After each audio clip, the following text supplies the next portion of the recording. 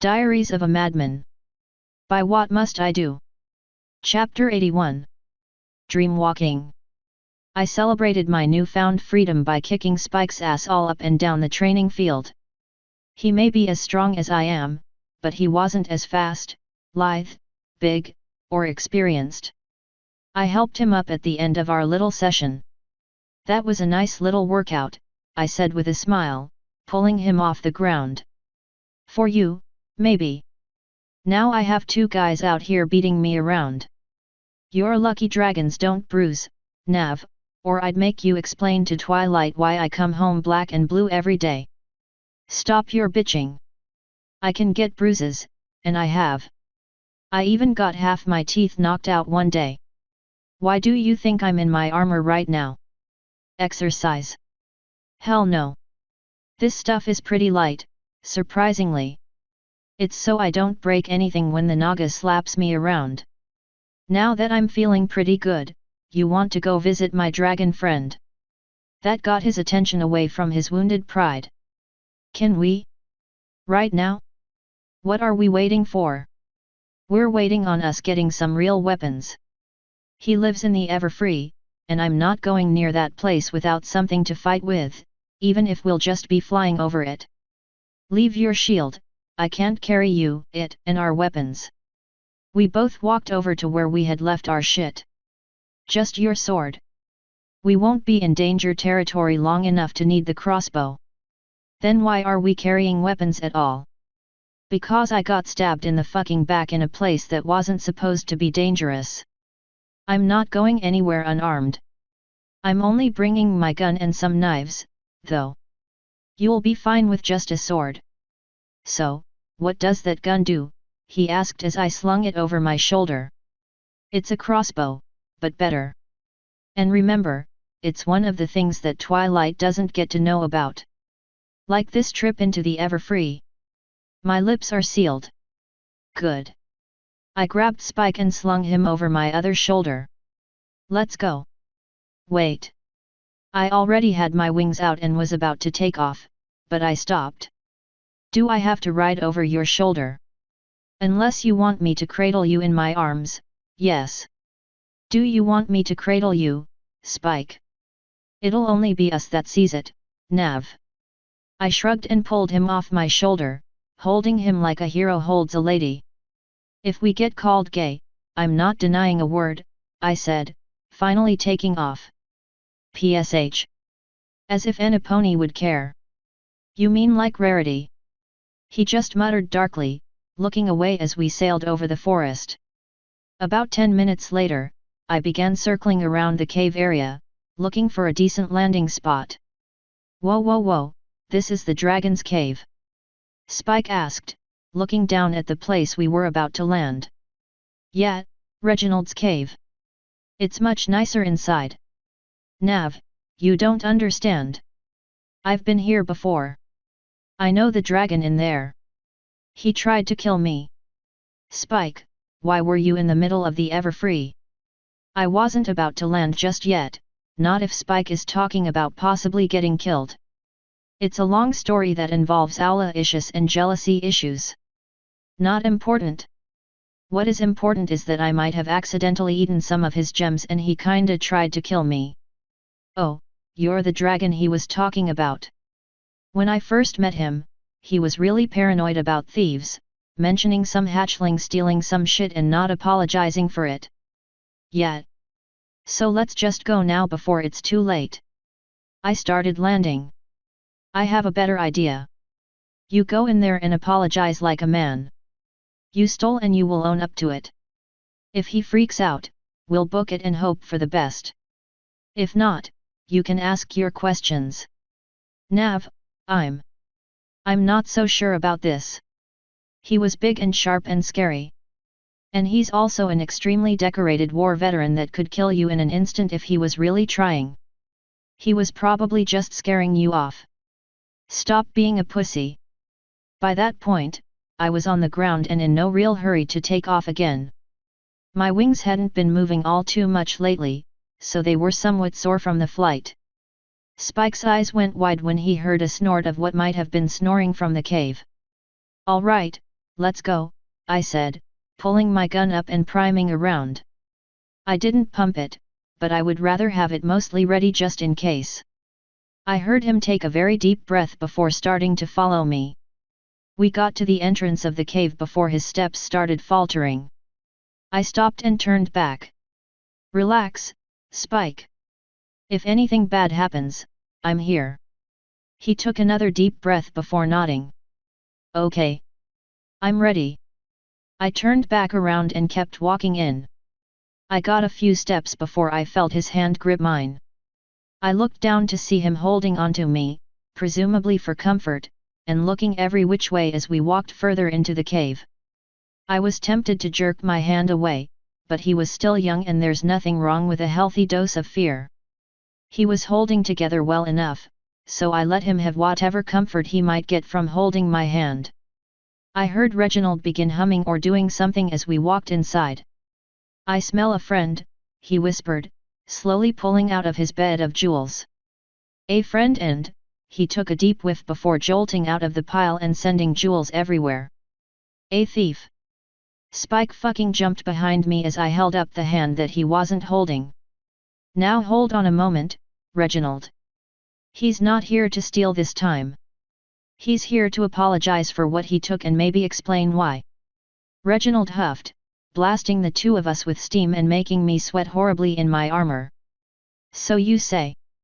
But he is hiding behind you, clutching at your hand in fear." "I hear no apology." I rolled my eyes and dragged Spike out of his horrible hiding place with his grip on my hand, standing him upright in front of me. After a second of nothing, I nudged him and whispered, "Man up, Spike. If I can't trust you to apologize, how can I ever trust you in battle?" His achingly strong grip on my hand eased up as his eyes squeezed open. After yet another long and deep breath, he let go of me entirely and stood at his full height.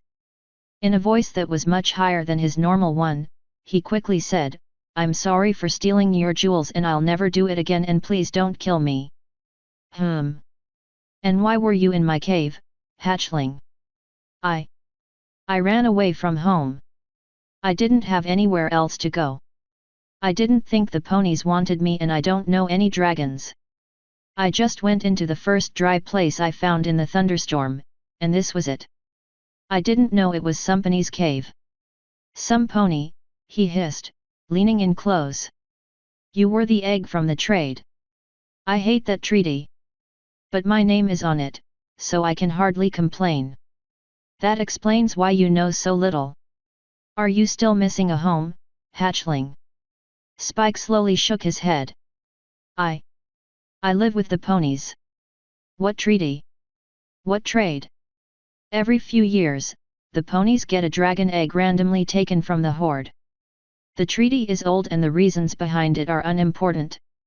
I assume that you were the egg taken. I wonder how they hatched you. But that is also not important. Tell me, what do you know of the dragons? What do you know of your own kind?" "Almost nothing. Nav here helped me track down some dragons during the Great Migration that told me some things, but then some pony friends of mine showed up and ruined everything. I didn't learn nearly as much as I wanted to know." Reginald cast his gaze to me. "Navarone, you are a friend and I do trust you. However, I request that you leave. You have my assurance that no harm will come to your friend. I will educate him. When can I come back? If I leave him here overnight, I will get my ass tore out the frame by his caretaker. Give me 2 hours. I will take more time if needed." I shouldered my rifle. "I'll be here then." I looked down to my little friend. "Spike, behave. If Twilight finds out about this, it will probably be a once-in-a-lifetime chance, so make it count just in case." "You got it, Nav. And thanks." "No problem. I'll see you both in 2 hours." I started walking out, listening to Spike try to introduce himself to Reginald, now considerably less afraid. I was pretty sure that Reggie wouldn't go back on his word and hurt Spike. I was hoping he wouldn't, because Twilight would kill me. Lacking anything else to do, I started walking into the woods to hunt.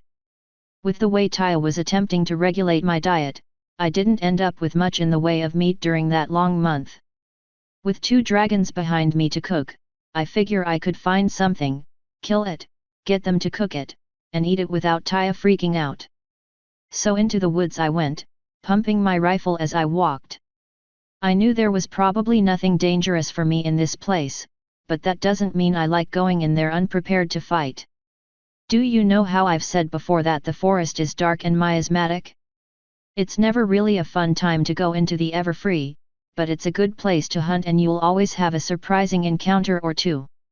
My surprising encounter this time was walking up on 2 manticores going at it like they were animal, yet. I was tempted to just walk away, but the female was just the right size to drag back to the cave. I'm not going to say I watched, but it was hard not to hear them growling and the female, moaning. When the male finally finished, he pulled off the chick and immediately left, not even bothering to make sure she was fine. The girl, for her part, collapsed to the ground, seemingly panting. That was weird, but I'm not going to pretend to be an expert on manticore mating habits. I quickly lifted up my gun and aimed right at it. It seems I made too much noise or something, because she lifted her head to look at me. When she somehow saw me, her eyes went wide and she screamed, "Wait!" I almost dropped the gun in surprise. Manticores can't talk. What the fuck? The manticore was bathed in a green fire as it turned into a heavily blushing changeling. My mouth just dropped. "I can explain," she said. "I don't want an explanation. I'm just gonna go. You stay here, away from me." I turned around and started quickly walking away. When I heard the changeling jumping up and bounding after me, I started running. I didn't get far because it's hard to run in armor. She jumped in front of me. "I like animals and it feels good and I needed food and please don't tell the hive," she very quickly said. I crossed my arms. "I didn't see a fucking thing. I don't care what you did because it's not my problem and there were no victims. If you like spiky penises, whatever. Now I'm going to keep walking and you're going to stay here and do whatever floats your boat." I turned left and started quickly walking again. She hopped up next to me. "So, what's your name?" I stopped, running a gauntlet hand down my face in annoyance. "I'm not doing this. Unless you know where some really tasty animal is, and I mean the kill and cook kind of tasty, then buzz off." "I know where something is. It's called a feng huang. I really like it, but I think it can smell the changeling on me. So you can kill it. I can show you where it is if you promise not to tell anyone." "I already you know what, sure. No clue what a feng huang is, but all right. Lead the way." She grinned and began walking into the woods. So I found out about my desires. No talking allowed. We wouldn't want to scare the animals, after all. "Oh, it's okay, they're all used to me. I'm not usually in my changeling body, though." "How about this, then? No talking allowed. We wouldn't want to scare me, after all." "Scare you? How? It's perfectly natural. I'm not having this discussion. Just keep walking and stop talking." She sighed, her head drooping. I just kept following her, doing my best to look anywhere but her backside, where it was rather obvious she had just been having fun.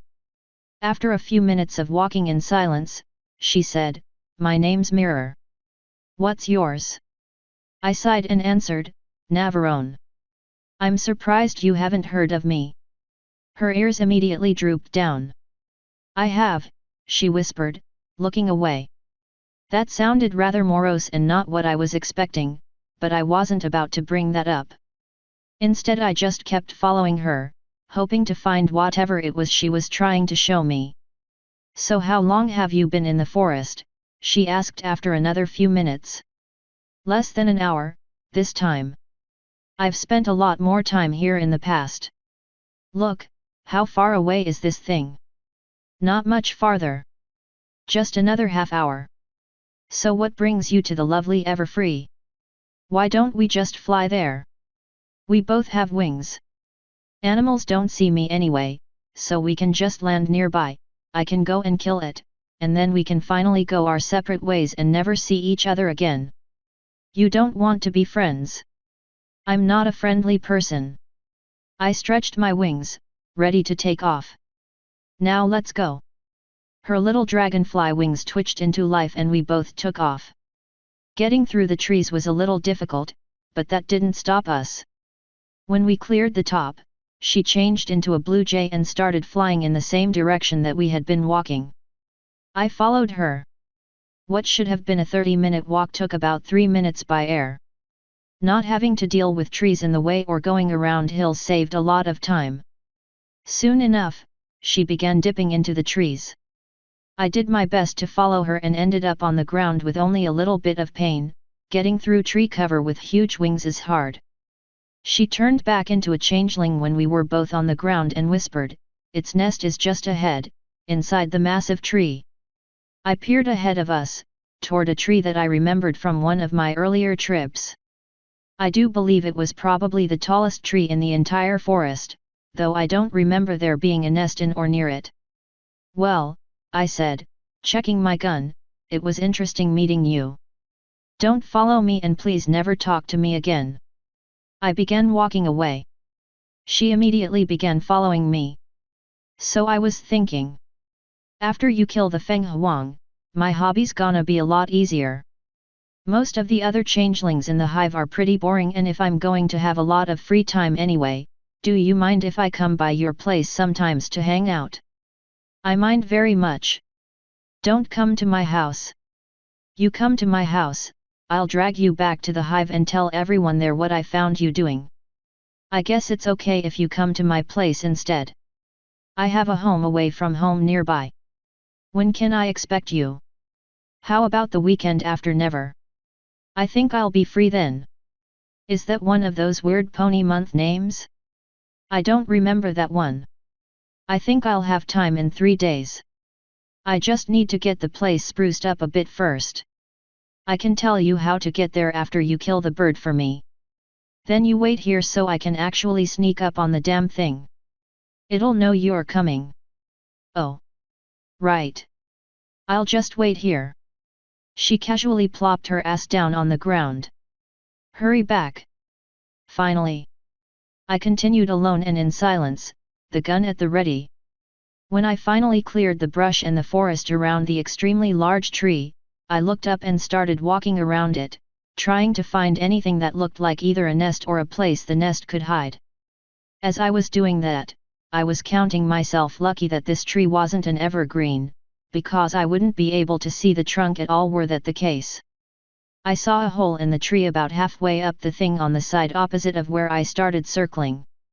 I stretched my wings yet again and took off, trying to be relatively silent. When I finally got up to the hole, I saw that it was about my size. I immediately regretted landing right on the lip of the hole. As soon as I touched down, some massive bird shot out of the hole, talons outstretched and beak ready to strike. I fell backwards in shock and his talons grabbed me.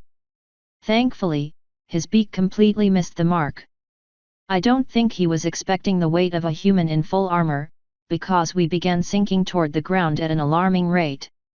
What was more troubling is that he was using his talons to pull me closer to him, his beak primed to strike at the only part of my body that wasn't armored. The one day I didn't wear a helmet, I swear to God.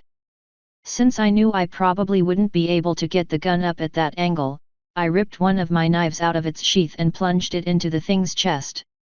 It released an immense and eardrum-shattering screech and tried letting me go.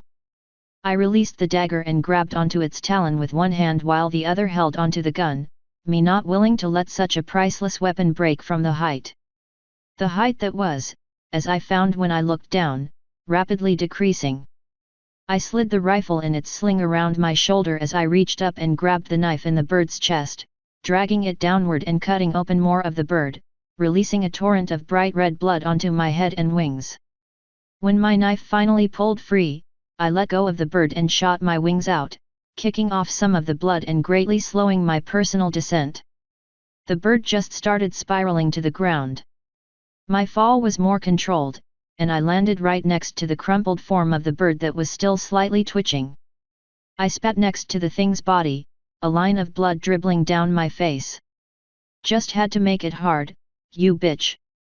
I knelt down next to it and plunged my knife into its throat. Well, guess who came out on top anyway? I ripped my dagger out and rubbed it across the bird's feathers, cleaning it. When it was good enough, I slid it back in its sheath. Now how am I going to get you back? I mused, standing up and looking over my kill. I can help, a certain annoying changeling said, popping up next to me. I ignored her as I looked over the thing's body. It was probably just under twice my height, and I wouldn't be surprised if the damn thing weighed as much as I did without my armor. It also had the most beautiful feathers and fucked up body I had seen on anything in a while. It looked like it was made up of all kinds of birds, and possibly some other animals as well. I almost regret killing it, just because this thing would have been awesome to see flying around. But almost doesn't cut it for long. Looks like I'm having turducken tonight, I said, nudging the body with a foot to determine weight and possible center of mass. What's that? Mirror asked, joining me in poking the bird. A human joke. Now buzz off. Ha, I get that one. Because I have bug-like wings.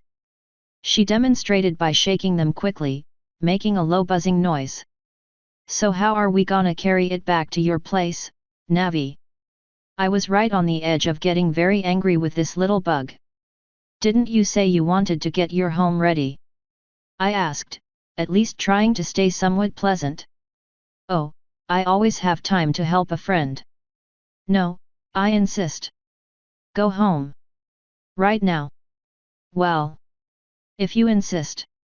You look big and strong, I'm sure you can carry him back alone. Remember, you can come visit in 3 days. Her wings stretched again and she almost took off, but stopped at the last minute.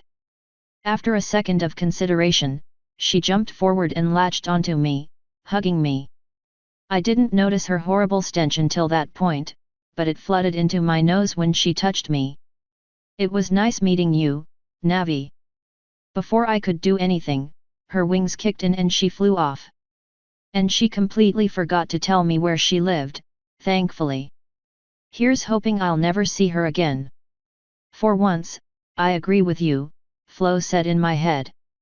There was something very, very wrong with her, mentally. No one normal comes into a forest and pretends to be an animal to get sex. Look, I don't even want to think about it. Just help me figure out how to get this thing back. Put one leg in both hands and just fly. It'll probably be hard, but that's likely the best way. Just do it quickly, before she comes back. She had a very good point. I grabbed one of the thing's legs and jumped off from the ground, shooting my wings down and attempting to get some height. It took me a little while, but I finally got above the tree line. I was very thankful for my tree-like stamina at that point, even though that didn't spare my wings from some soreness. When I was finally up, I started sailing away toward the area where Reginald had his cave. I don't think I was anywhere near the 2 hours being up, but I could still sit outside and start gathering some sticks and shit for a fire. Proving that there might possibly still be a god out there, I made it to the cave without that crazy changeling finding me. I dropped the bird from a few feet in the air, not wanting to carry the damn thing for any longer. I landed next to it and took a moment to stretch and look around before grabbing some suitable looking wood for a fire and setting them all up for a good campfire setting. I released the air pressure in my rifle when I started sitting down and carving the bird. I was expecting that I'd be perfectly safe in front of a dragon's cave, since there were scorch marks all around and the trees were cleared for a good 20 meters. Most animals would probably be afraid of an area where anything that trespasses risks getting melted or eaten. That didn't stop me from keeping my hand near the rifle, ready to pick it up in an instant, though. It had been a good long time since I carved up a bird. I was hoping I did well enough. And if not, well, fuck them. By the time I finished, I think the 2 hours were up. And if they weren't up, they were close enough to it. I stood up and ran a hand over my hair, knocking out some of the well-dried blood. I need a stream or something. Christ! After I had cleaned myself up a little, I walked over to the cave entrance and called, "Yo, you guys done yet?" About half a minute after I called in, Spike came walking out. "Just abo whoa. What happened to you?" I jerked a thumb behind me at the dissected bird thing. "Caught dinner. It tried catching me. Go get a fire started. I want to find out if Reggie has a stream or something I can get this blood out with. Anything tries stealing my food, fucking torch it." Are you okay? It didn't hurt you, did it?"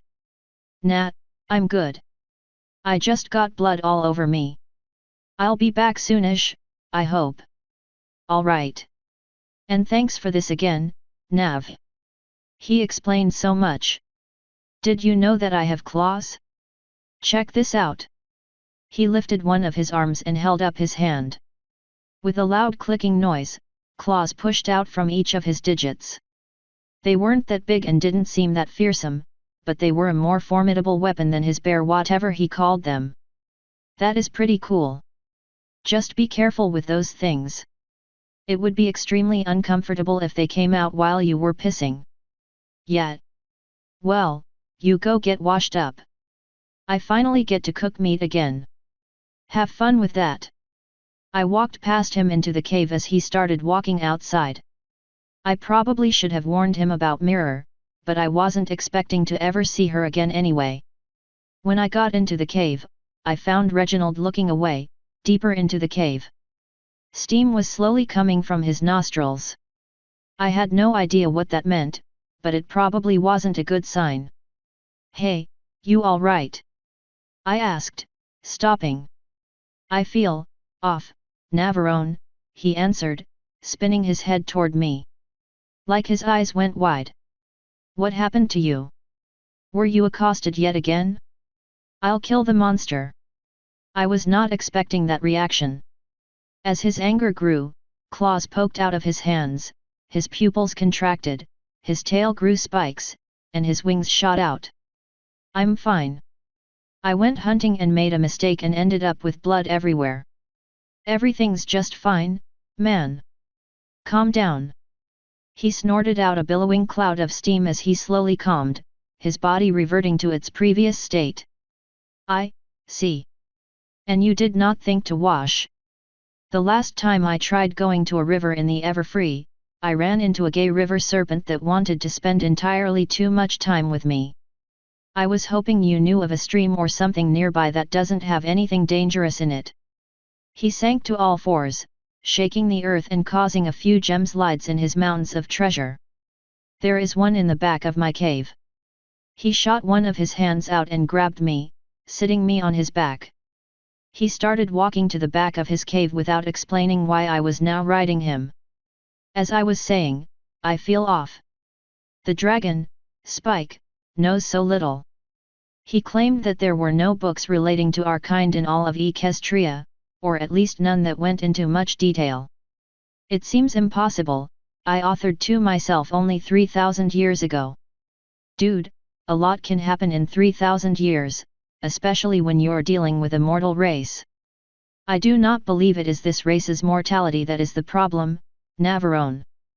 I believe that information is being hidden, kept from others. The friend you sent me, the pony by the name of Watcher, had no idea who Discord was. None at all. All he knew of was the statue. Discord existed before the memory of every living being I know, and the ponies don't even know about him. That isn't the sign of a clerical error or information being lost. That is a sign of information being hidden and destroyed. Speaking of Discord, I need to know more about him. You and your friend both. Personally, I know little. I knew him before he destroyed the Alicorn race, and I knew him as he ruled the world in his chaotic clutches, but never once did he make any sense to me. He did all he could to thwart the efforts of Celestia and Luna as they attempted to seal him in stone, and then applauded them in their efforts to stop him. He perverted chrysalis and similicorns into the changelings we know of today. He did a myriad of other things, few of which were important. And he resides to this day in the statue garden in Canterlot. I am not so sure of that, Reginald, I said, patting his neck. Again, you mimic your friend. Given Discord's power, I would not be entirely surprised to learn that he could influence some small things around his statue, but not much. For one, he got into my dreams while I was miles away. He reached around his back and pulled me off again, setting me down next to a small spring that bubbled into his cave from some underground source. I never did forget the Naga caves, after all the time I spent there, he said, looking down into the water and brushing a talon through it. But go on. I unbuckled my breastplate, pulled my shirt off, and pulled the rubber band out of my hair as I continued, and his statue is hollow. If there might have been something inside of it once, it's gone now. That is, troubling. And coupled with some of what Watcher told me, it warrants investigation. But this is entirely against everything I know of Discord.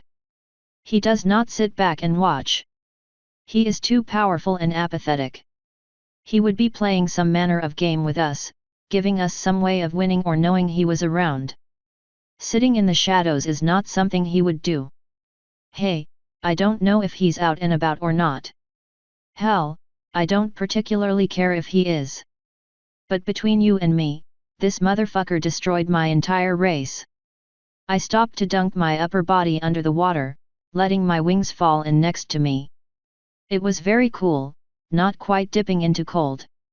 After shaking my head and rubbing as much of the blood out as I could, I pulled my head up and took a nice breath of air. How could he have killed your race? He asked, genuinely confused. I sat back, letting the water and some extra blood drip off me. I found out recently that I didn't come from another dimension, as I thought. I came from the past. The far, far past. I can't give you more details or tell you how I know this, but as it turns out some manner of element of chaos is responsible for killing off my people.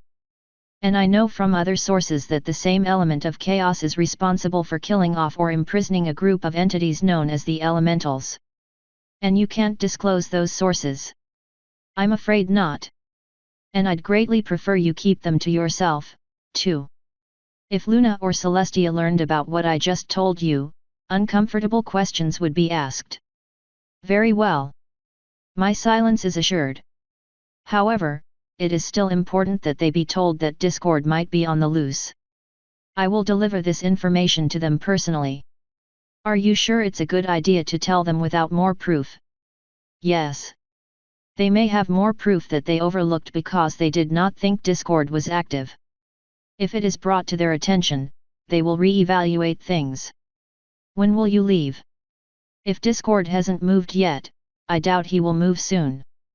I will leave when night falls, to seek out Luna. Are you clean, Navarone? Nat, I'll never be clean again. The blood's gone, though.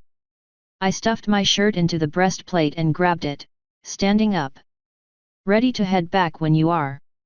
He tilted a head to the side, staring at my chest. What are those protrusions on your chest? He lifted a hand and very gently poked one of my nipples. I blinked, completely surprised by that. Nipples? If I was a woman, that's where milk would be stored for our young. Mammal. I forgot. His talons wrapped around me, setting me on his back again. If you or Spike ever need more information, you are both welcome here at any time. I believe Spike will be considerably more formidable in battle now that he knows more about his body, probably powerful enough to make it to my cave alone. Probably, but I'd prefer not to take that chance. Besides, it's good for him to get some time with some other guys. He's around girls most of the time. He is nearing the age where that will not be a bad thing for him. For them, though, it might. I'll see what I can do to keep him out of trouble. He's almost as strong as I am now, though. But you are more authoritative. You probably always will be.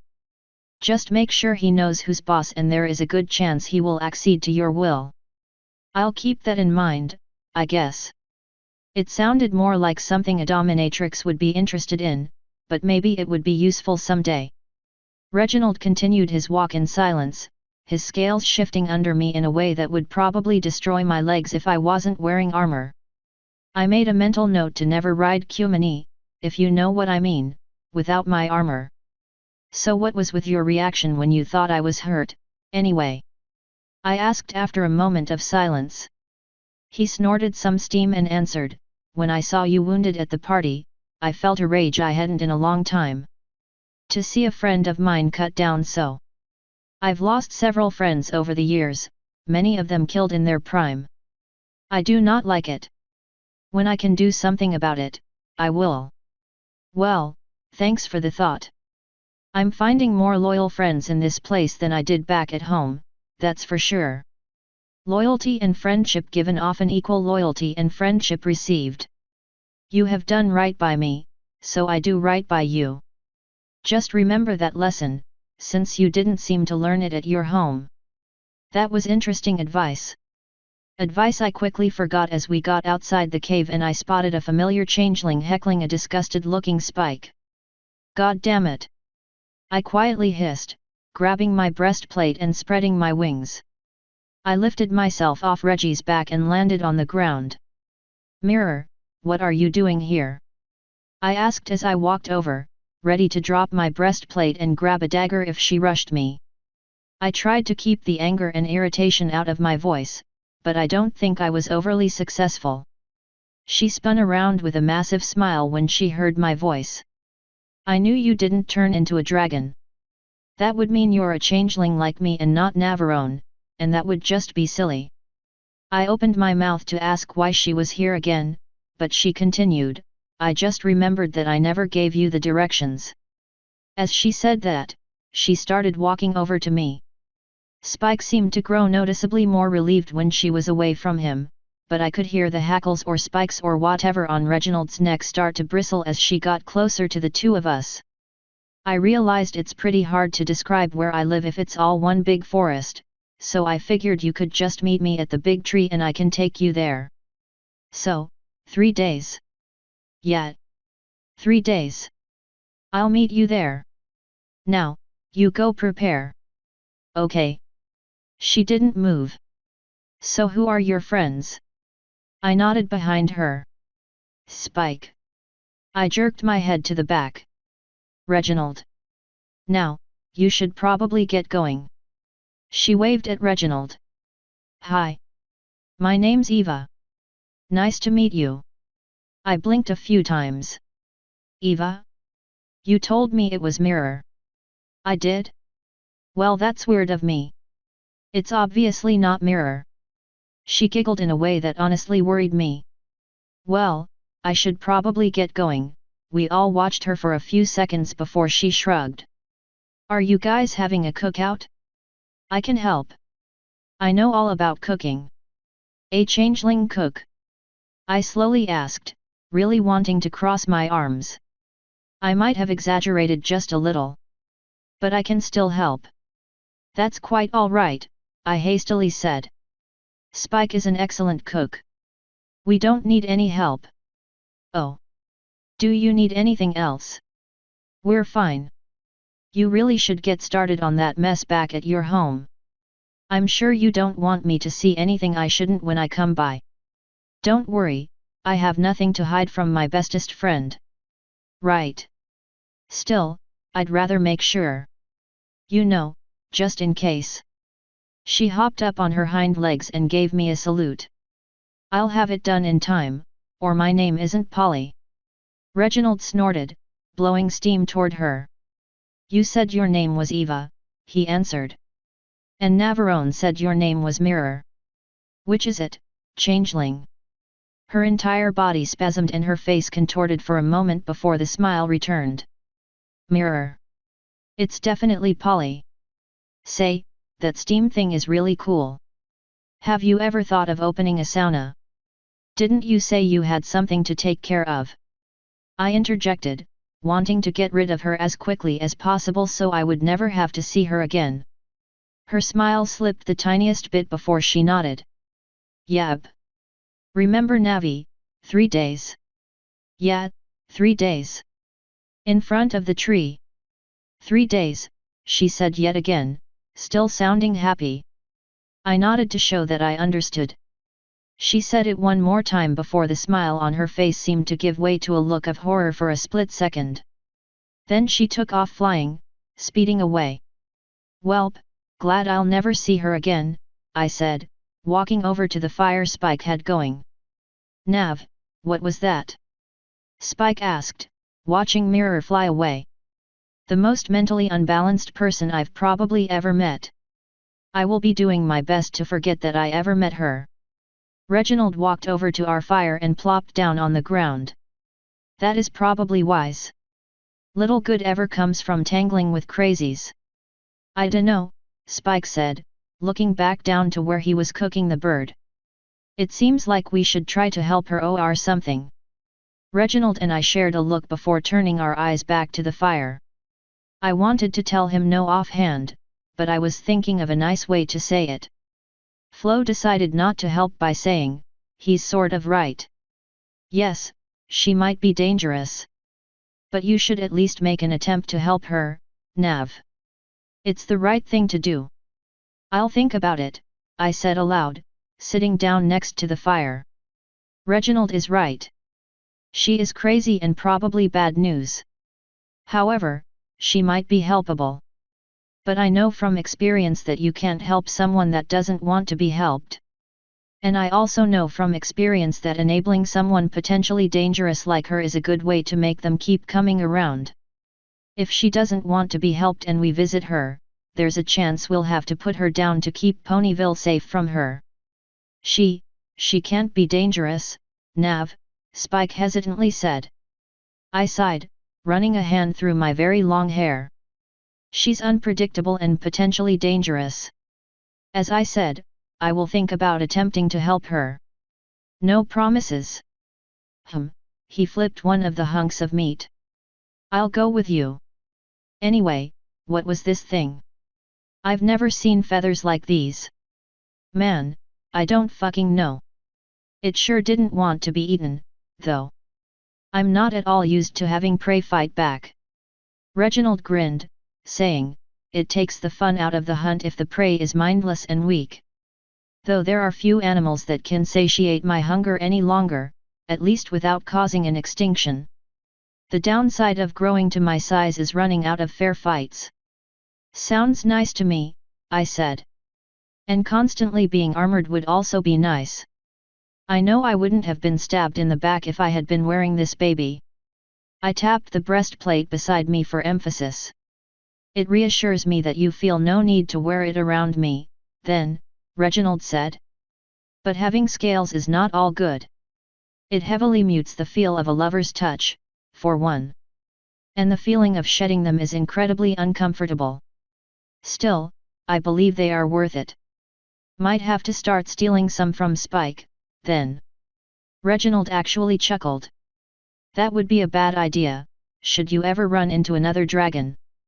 Such an action is seen by some to be a sign of the most intimate form of love. I do not judge, but there are many who would. Spike started blushing when the dragon mentioned that, and he quickly turned his head back to what he was cooking. I just shrugged and said, they'd be hard to affix onto my skin anyway. Spike, is that bird close to done? I think. He pulled the large, flat rock he was using to cook them away from the fire. It looks done. I've never cooked something like this before, though. Well, you have a stronger stomach than I do. Try it. What? Why do I have to do it? You're the one that killed it. And you're the one that thinks it's ready to eat. So eat some of it. He sighed and muttered something before grabbing one of the slivers of meat and tossing it into his mouth. He took a short moment to chew and taste it before his eyes went wide. This is the best thing I've ever tasted, he yelled, his mouth still full. I lifted an eyebrow, looking down at the meat. Maybe that crazy changeling knew her stuff after all. I think I'll wait for it to cool, though. PSH. Don't be such a big baby, Nav, Spike said, reaching for another piece. It's hardly acting like a baby when I can't eat something for fear of getting burned. I don't have a dragon's resistance to fire and heat, after all. That makes me wonder something, actually, Reginald said. You say you come from elsewhere, and I believe you mentioned you are the dominant life form there. How did your kind manage that with so few tools of survival? I tapped my head. Our minds. We had no magic and few natural resistances, but we had the ability to create what we didn't have. It also helps that we were the only sapient race. Reggie blew some air onto the bird steaks, presumably cooling them. I shrugged and grabbed a piece before Spike could eat all of it. It was a similar story with the ponies. Not their alicorn forebears, the ponies that Discord created. Back up, what? I asked, still not having taken a bite. Not even the history of their creation was remembered? What a shame. Before Discord arrived here, there were alicorns, like Celestia and Luna. When he came and began destroying the alicorns, he did so in three primary ways. Some, he perverted into changelings. Some, he turned insane. And finally, some he broke into three, unicorns, Pegasi, and what you know as earth ponies. As far as I know, only Celestia, Luna, and the prisoners of Tartarus survived. So what about Cadance? I asked, finally taking a bite of the meat. When the taste hit me, I completely zoned his answer out, caught in the memories. Thanksgiving with the family. Cool November days. My eyes opened wide as I remembered, caught in a wave of raw nostalgia. A claw on both shoulders brought me down from the clouds. You all right, Nav? Spike asked, standing in front of me. I blinked, quickly shaking my head and lifting a hand to rub at my face. Yet. That just brought back memories. This thing could pass as a full Thanksgiving dinner, turkey, dressing, gravy, sweet potatoes, and cranberries. How is that even possible? I don't know, but I know it's awesome. We need to find another one for the road. That would be impossible, Reginald said, looking down at the feathers and remains. This was the Feng Huang, I believe. There existed only one, to my knowledge. Such a rare combination does not happen often, after all. Spike let me go and we both turned to look at him. Only one? I asked. Fucking seriously? Christ, even a few million years in the future, humans are still causing extinctions. Reginald shrugged. There is no great loss. This bird survived merely to survive. It had no chance at children and did little more than merely take up resources. Killing it does the rest of the world some good. And if it tastes good, then eating it after killing it is no real crime. Sounds like pandas, I muttered, glancing darkly at the feathers. I was just going to leave those and the remains here, but now I felt obligated to see that as little of it was wasted as possible. I knew Rarity could make something with the feathers, at least. Spike shrugged at Reggie's explanation. Good enough for me. He walked back over next to the rock and stuffed another piece in his mouth. Tastes too good to waste. True enough, I sighed, pulling another slice of meat off the slab. It was a nice little cookout we had there, all things told. Unfortunately, I needed to get Spike back at a reasonable hour or Twilight would do her best to hunt us down. I had a feeling that if she had to come into the forest to find us, bad things would happen to me. So I took off with Spike held cradled in my arms and a bag of bird remains tied to my waist, dangling under me. So what's better about being held like this? I asked as we soared over the forest. Better view, he answered. If I'm over your shoulder, I can only see your wings. Or the ground, if I'm facing the other way. I can look around a lot more this way. It also feels less like I'm just a piece of meat. Also, your hand is usually on the back of my tail, and that feels weird. I felt my face turning hot, remembering some nights with Kumani. Ooh, yeah. Forgot about that. Don't tell anyone I told you this, but that spot at the top of your tail where it connects with your body is a serious erogenous zone. Putting pressure on it would probably feel really good. Why would you tell me that? Okay, I probably could have picked a better time, but still. If you ever pick up a hot dragon babe, it would be important to know that. Humph. Any other tips, oh great Navarone? Assuming you have the same type of body that the dragon I fucked did, your dick will have some very interesting features that mares will probably love. And if you learn to use your freaky dragon tongue well, you can probably make just about anyone love you. This is getting creepy. How would you even know what that looks like? I thought you were into mares. Remember my gender-changing stones? My partner was curious. I had forgotten about those. Actually, we fell into silence as our flight home continued. A few minutes later, we landed in my backyard and I let him down. So, what's it like as a girl? Different. It's more of a full body thing and less of a centralized thing. You'd have to try it yourself to understand. Now, I promised I would do something with Taya to celebrate getting healed. Alright, that's cool. I might stick around for a while. See if the Naga's still up for teaching, you know. More like see if Doppel still wants him now that I'm better. I wasn't about to get in his way, that's for sure. Not with Flo doing her best to make sure I got over my addiction. I still craved it, but...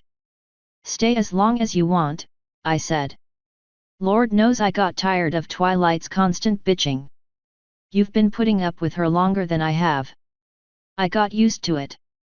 I grabbed my practice sword from where I left it and he grabbed all of his gear. We stepped inside together and found Cadence at the kitchen table with her abomination sitting next to her. So how about them assassins? I asked as I stepped inside. I'm almost positive it won't be another month, Nav, Cadence answered, rolling her eyes. I like this about as much as you do.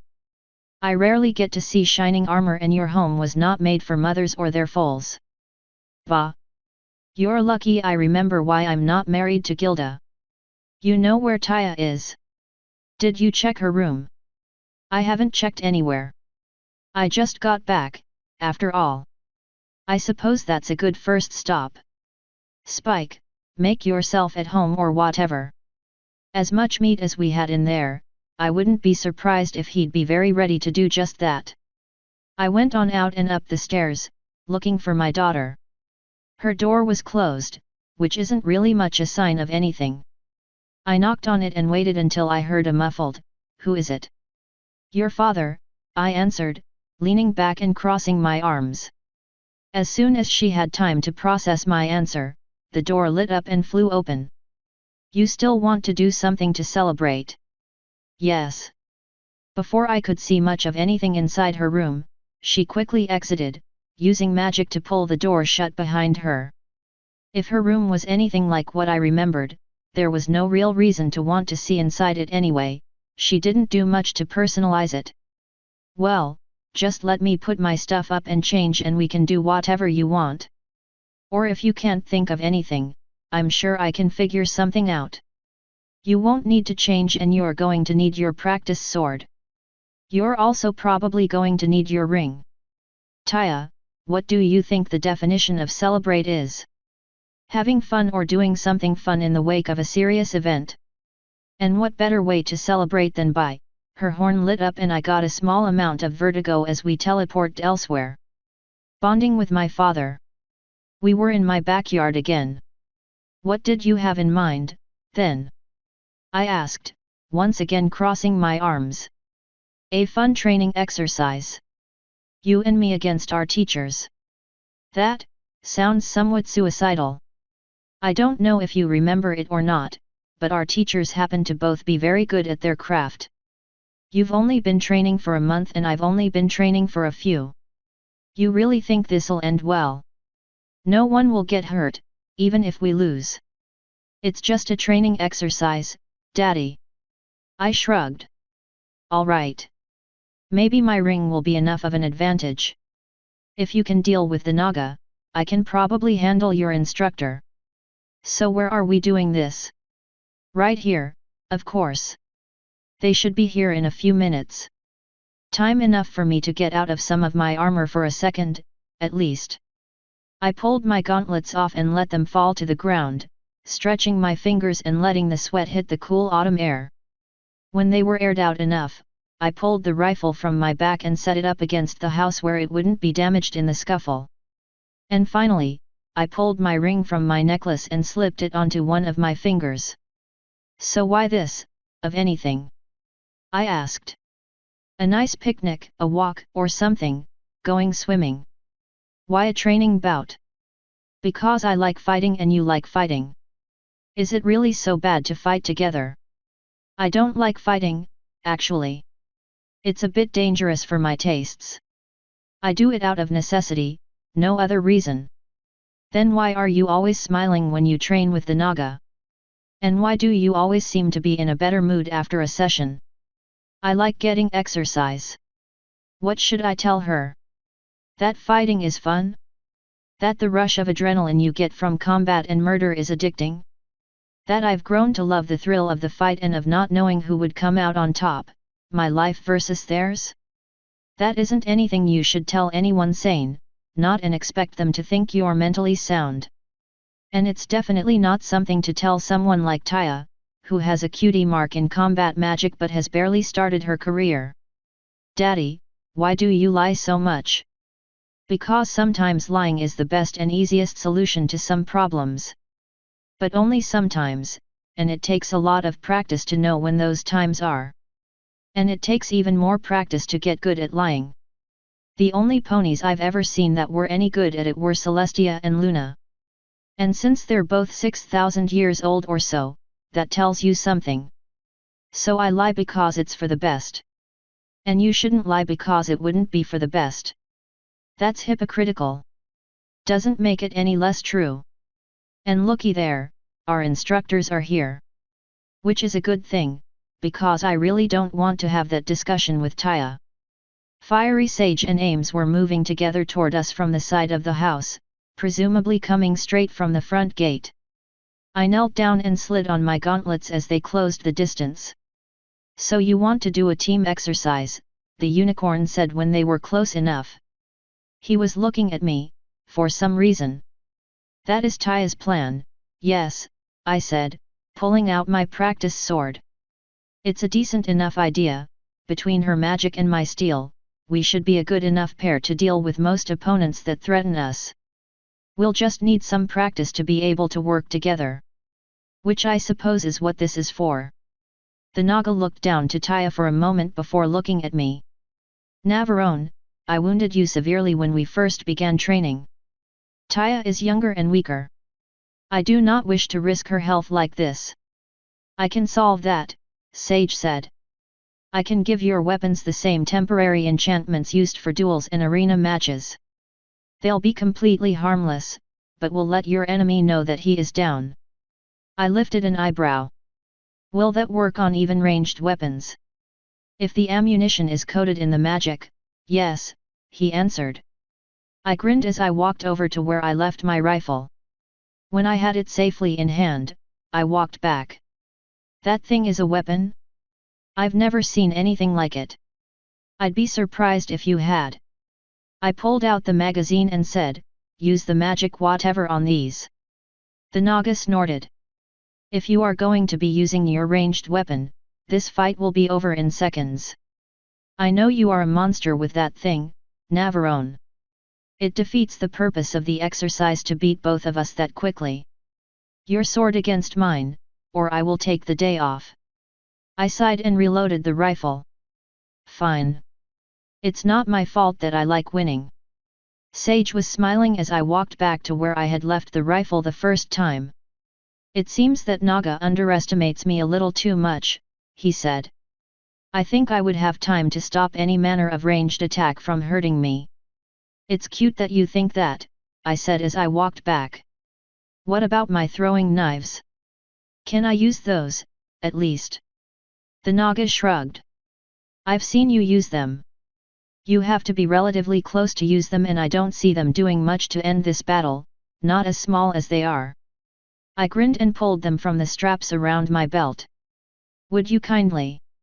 I asked Sage. His horn lit up and they were suffused with a glossy covering. Now, shall we get started? We might as well begin now, he said. I fear this match will be over quickly.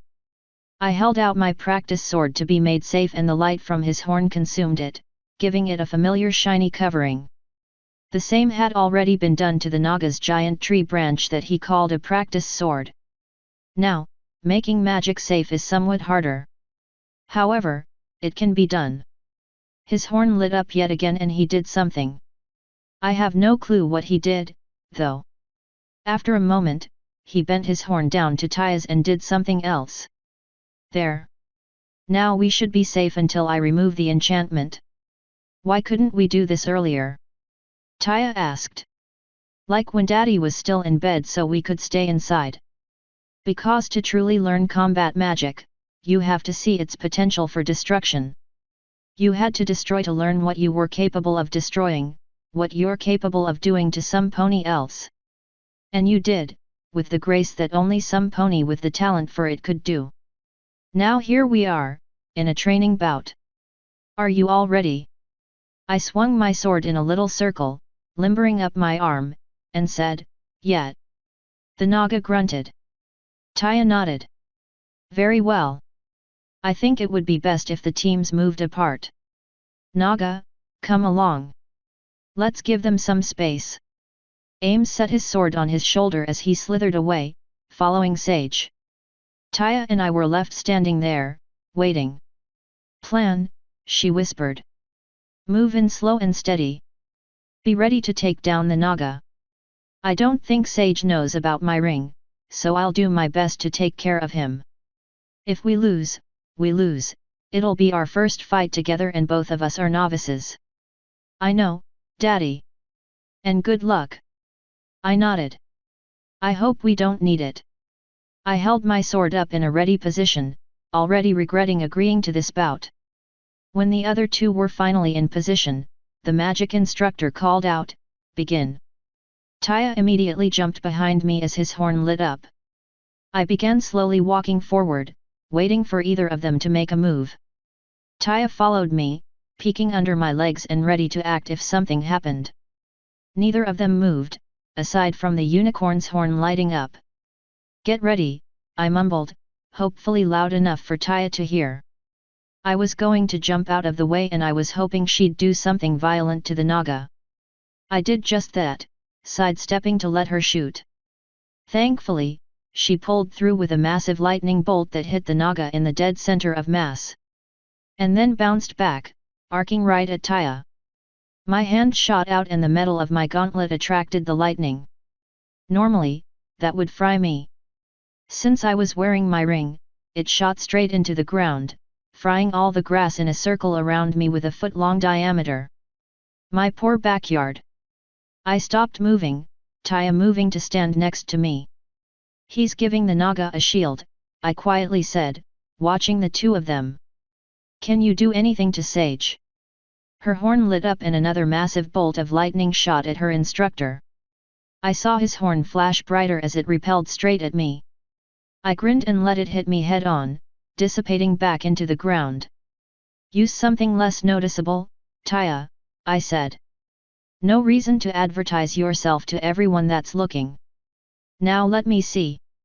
Can you put up a shield around me and keep it molded around me, but not touching me? Maybe? I can try. I just need it to block the Naga's hits. Now, I'm going to rush the Naga. Distract the unicorn and I'll try to get a throwing knife into him. If his horn stops glowing, get rid of the Naga. I can't see horn glows, Daddy. Fuck. Then if he goes down, do it. Her horn lit up as a shield of sorts covered me. Or at least, I was hoping there was a shield around me. I took a second to pop my neck before bursting into a sprint right at the Naga, ready to do whatever I could. As soon as I got away from Taya, Sage's horn lit up brighter and a spike of ice shot dead at me. I let it crash into me and dissipate as I continued sprinting. His eyes shot open wide and his mouth dropped, giving me ample time to throw a knife at him as I ran. I didn't have time to see what happened with the knife before I was dueling the Naga. Now, for those of you lucky enough to have never seen a Naga in combat, it's fucking fearsome as all hell. They could swing their giant weapons like they were butter knives and ruin the day of anyone that got anywhere near them. I learned quickly that the best way to stay alive against one was to move very, very quickly. He met my sprint with a thrust from his sword. I turned sideways, turning my sprint into a one-handed jab that he jerked out of the way of, not moving his lower body. Since the Naga was still alive at that point, I knew the unicorn also had to still be kicking. My plan was to get around the Naga and deal with the unicorn, but I don't think Ames was going to make that easy on me. He let go of his sword with one hand and grabbed my sword arm with the other, lifting me up by the arm and pulling his sword back for a stab. I ripped one of the throwing knives out of my belt and stabbed up into the arm that was holding me. The magic in my knife shot into his arm, freezing it up and probably giving him some manner of discomfort. Either way, he dropped me and clutched at the arm that I had reclaimed my knife from. I bolted past him before he could recover and jumped at the unicorn that was trading spells with a constantly teleporting Taya. I stabbed his unexpected form in the side before the Naga's spare hand wrapped around one of my wings, ripping me backwards and throwing me onto the ground. He had time to position his sword above my form for a downward stab before another lightning bolt hit him, sending little arcs of lightning all up and down his body as he jerked stock still. On the off chance he would somehow survive that, I tried stabbing up with my sword, only to realize I didn't have it anymore. Apparently I dropped it when I was ripped backwards. However, it appeared that I didn't need it, as the lightning dispelled from the Naga's slightly smoking body and Sage said, "Wow! That was the most surprising loss I have ever had.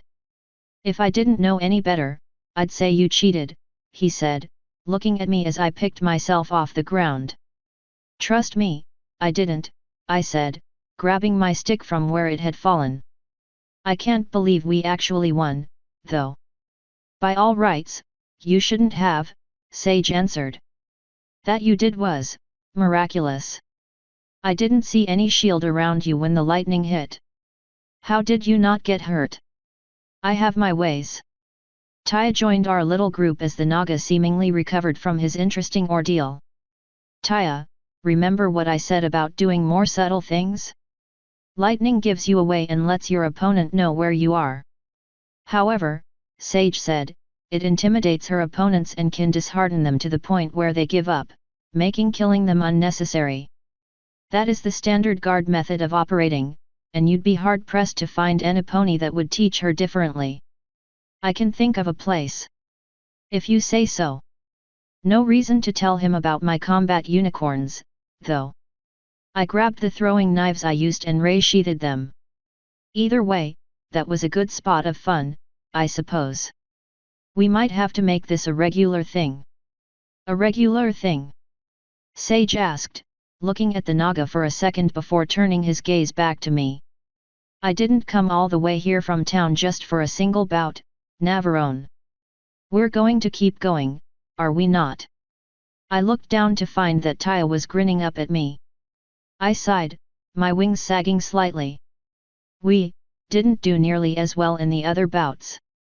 Now that the unicorn guy knew my magic resistance secret, he was considerably more careful. After round number whatever, Spike came outside looking somewhat pissed and holding a scroll. He walked up and threw it at me during a break. "Someone sent you a letter," he growled. "Dude, who the fuck pissed in your cornflakes this morning?"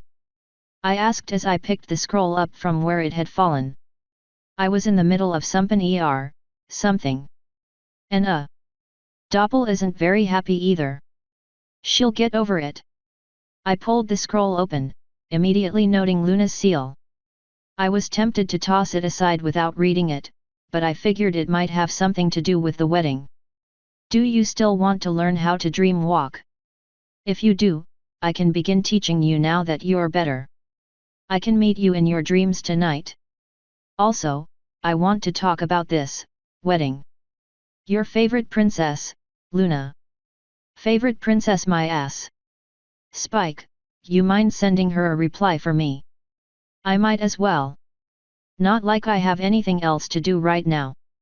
Tell her I said yes, I do still want to learn. She can use the sky to send me a message before she comes in. That doesn't make any sense, dude. She'll understand it. Whatever you say. So what have you been doing out here?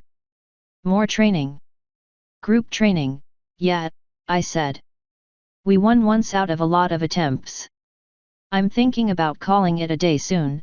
I still need to go see Lyra and Bonbon and Rarity, after all. And you need to make a plan for Mirror, right? He asked. Who? You know, the changeling we met in the Everfree? The crazy one. Dude, I was just going to forget about her. You know that helping her is the right thing to do, Nav. And now Taya decided to contribute with, what are you two talking about, Daddy? Nothing. Spike, I'll think about it. Go send the reply to Luna. Taya, we can do a few more rounds before I need to leave. Spike just sighed and left as Taya's gaze turned cold very quickly. Daddy, what were you two talking about? Don't say nothing.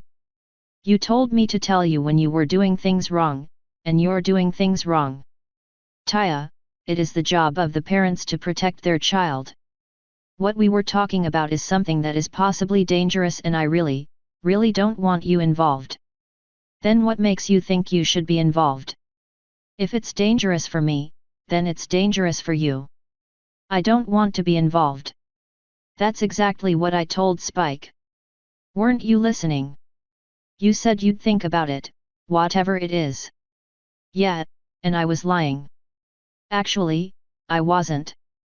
Spike and Flo were both right, it would be good to attempt to help Mirror, or at least see if she could be helped. Why would I risk something that might be dangerous? The cold look warmed up slightly as she smiled. I'm happy to hear that. Though I still want to know what you two were talking about. We met someone in the Everfree that was off-balanced. Spike thinks we should try to help her. I think I should try to forget about her. You're right. You should forget her. You have enough crazy women in your life. Don't I know it, I muttered, looking down at Luna's letter. Taya decided without my asking that she was going with me into town to check on the progress of my ceremonial robes and to talk to Lyra and Bonbon. I didn't mind her going, personally, but what she didn't know is that Lyra was actively hunting for flower fillies. With that in mind, I went to their house first. Why be forced to make 2 trips to Rarity's shop if Taya was forced into the role and needed a new dress? I was expecting their house to be busy or at least somewhat different from the last time I had seen it, but things in Ponyville always seem to stay the same, no matter how much everything else changes. I led the way up to the door and knocked. Not a minute later, Lyra pulled the door open, a somewhat worried expression on her face. Oh, Navarone. We weren't expecting you. If this is a bad time, I can come back later. I just came by to talk about the wedding. Her ears flinched slightly at that and I got a bad feeling in my stomach. Now is fine. Just, you know, she poked her head out the door, looked both ways, and continued in a whisper, Queen Chrysalis, right? I do. Why? Good. Come on in. I shrugged and stepped inside. Taya followed me. Lyra's magic pulled the door shut behind us as she led the way further inside. I trust you sent them away. Chrysalis's voice asked from the den. I grinned and stepped into view. Oh, you don't want to see me? She blinked in surprise before grinning as well. Well now, isn't this a surprise? You saved me the trouble of tracking you down. And perhaps you can assist me in convincing my subject about something. She looked down to a couch on the other side of where she was lounging to see a somewhat frightened changeling that I took a guess at being Bonbon. I want her to reveal herself during the wedding. I crossed my arms, thankful that I had put my ring on before I left. That is their choice, Chrysalis. I can point out the possible pros and cons, but I will support her no matter the choice she makes, and either way I will see to it that they are wed. Then I will let you hear my argument first, she said, looking back to me. If she did this, it would be good for changelings everywhere. This would show the ponies that the two races can coexist with no fear and with even the chance at love and marriage. If she takes the first step in revealing herself like this, other changelings could do the same thing. They, too, could be together with their pony loves. If everything goes well, I countered, she runs the risk of not being accepted. If that is the case, little will change between the relationships of ponies and changelings. However, everything will change for her and Lyra. Her entire life would be ruined. She'd be forced to leave Ponyville and possibly Equestria entirely. But it would mean no more lying to all the ponies all around you. It took you years to come out to Lyra. The first one is always the hardest. You could do this and it would probably be for the best in the long run if you did, but it could potentially ruin your life. Bon Bon looked down, a worried expression on her face. What do you think I should do, Nav? I sighed, rubbing at my forehead to consider. My personal opinion is that you go for it, but not at the wedding. Get Pinky to throw some kind of pre-wedding party in a few days and make the announcement there. Something like this could ruin a wedding, and you don't want the happiest day in your life to be ruined. However, I am not the one you should be asking. I gave a pointed look to Lyra, who had taken the time I was talking to walk over to the couch and cuddle up with her changeling love. Bonnie nodded, nuzzling Lyra.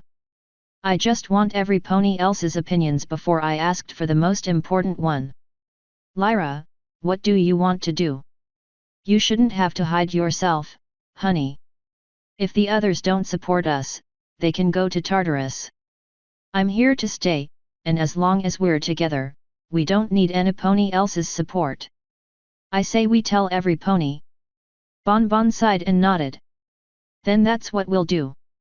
I just need to get Pinky to host a party for us. Navarone, now that you're well, when do you think we can have the wedding? I will be ready whenever you two are. We'll want to do a practice run, just so everyone we have involved will know their places and what to do. You two already have a copy of the very short script, so the words shouldn't be a problem. Just let me know whenever you decide to do it. Rarity should have my robes finished by now. I looked over to Chrysalis. I trust you'll be there.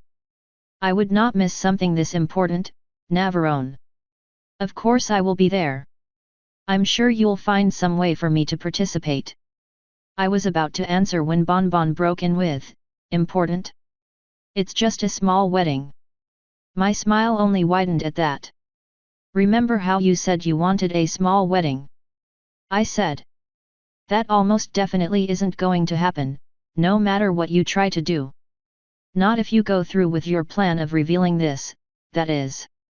I do believe that this will be the first marriage between an open changeling and a pony, meaning it is an extremely important step in interracial relationships between the two.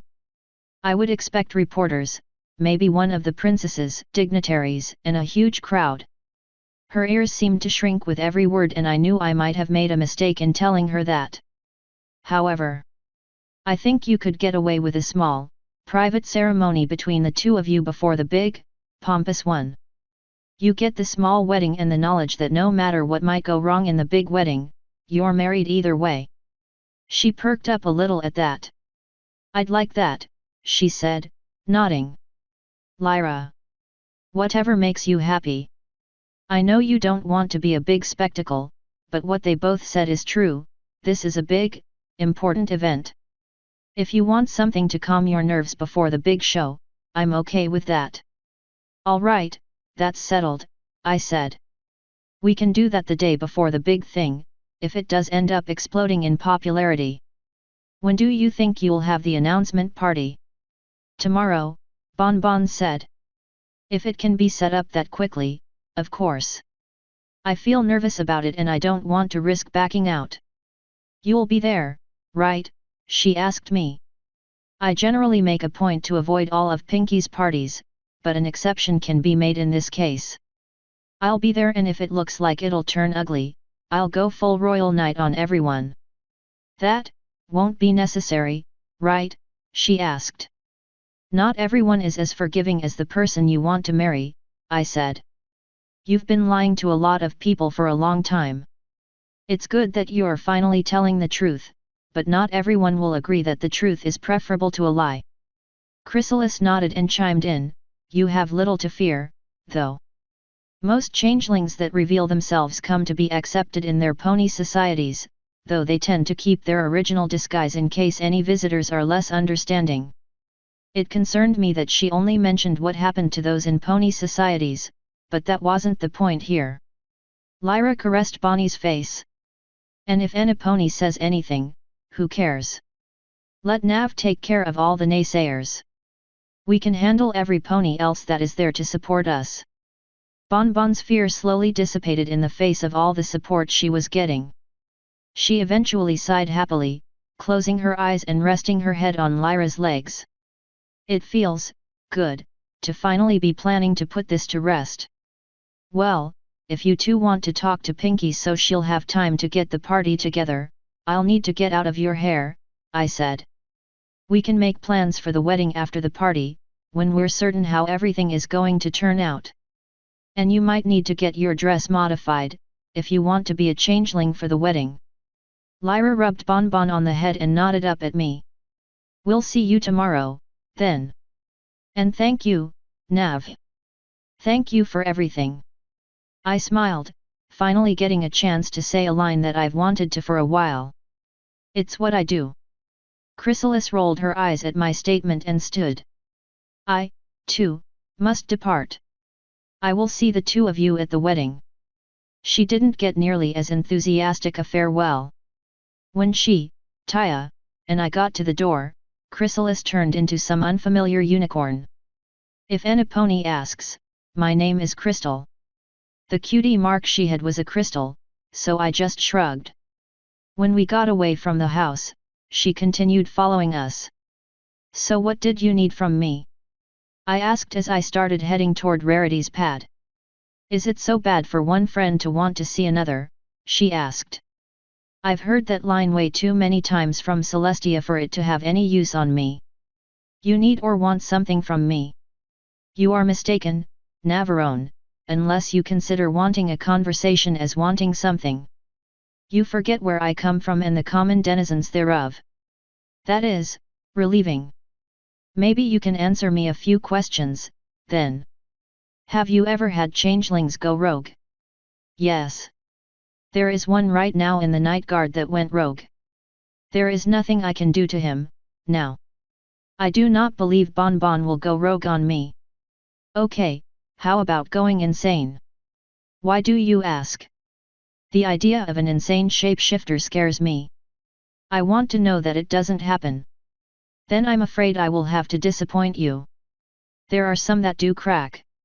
If they go undercover for too long or change personalities too many times or even attempt to, in some cases they can develop a number of mental problems. A common one is harboring numerous personalities in their head. What do you normally do with changelings like that? Put them down. They are a drain on limited resources because they contribute nothing to society and they can potentially be dangerous. Changelings can tell each other apart by pheromone, but other races can't tell one changeling from another. If an insane changeling hurts a surface dweller and reveals that he or she is a changeling, our reputation suffers. What if they aren't dangerous? Multiple personalities, Navarone. The original changeling might have been the most docile little hatchling you could ever imagine. That doesn't mean everything that spawns in his brain will be the same. However, that isn't usually the case. When we first met, I believe I mentioned that changelings can feed on different emotions. I probably also said that those that feed on anger do not last long. The reason they don't last long is because most of them go insane. I don't know why. There is more to this than common curiosity, isn't there? What to do, what to do? If I told her, Mirror would be hunted and put down by the changelings.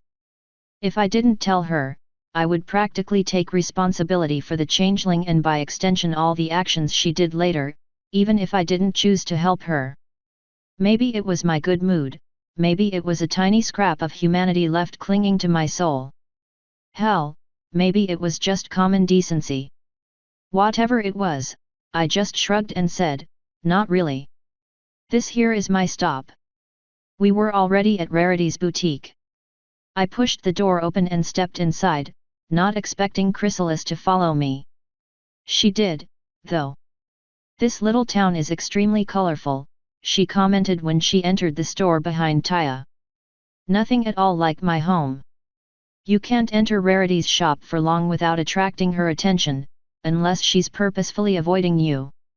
Since she wasn't expecting me, though, she made an appearance as soon as the two of us stepped inside.